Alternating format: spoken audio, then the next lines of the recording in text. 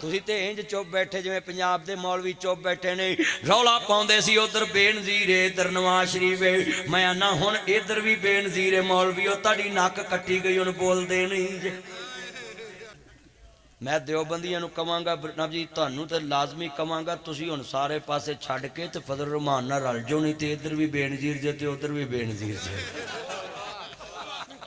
تے گھر دا چودھری چھڑ کے میں باہر بھجے پھر دے جو انہاں آکھنا میں صاحب بیزی ہے ادھر انہاں آکھنا مولانا فضل الرحمان ایزی ہے آجو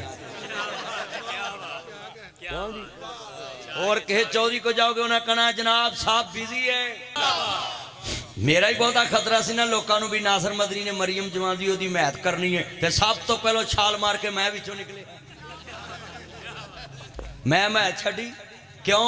اسی مولوی ساری عمر کیا ہے بھی عورت دی حکمرانی جائز نہیں میرے نبی دی پیاری بیوی محبوبہ بیوی سنے سیدہ عائشہ صدیقہ طیبہ تارہ امہات المومنین صدیق باپ دی صدیقہ کائنات بیٹی مفسرہ قرآن اور جناب جی حدیث کی حافظہ میرے نبی کی زوجہ میرے پاک آقا کی محبوبہ بیوی میرے نبی کے حجرے میں رہتی تھی حجرے کے اوپر بھی ایک حجرہ تھی مصطفیٰ کا گھر ڈبل سٹوری تھا حجرہ عائشہ کے اوپر بھی ایک حجرہ تھا مگر اس میں سارے گھر کا راشن رکھ کے مصطفیٰ نے چابی اپنے کو رکھی ہوندی سی بیویاں کوئی بھی چیز تقسیم کر دے سی تے آپ کنڈی کھول کے کڈ کے پھر تالا مار دے سی نبی تے اپنے گھر چ بھی اپنی حکومت رکھدا تو سارا صوبہ ہی بوڑھی نے دے دیتا ہے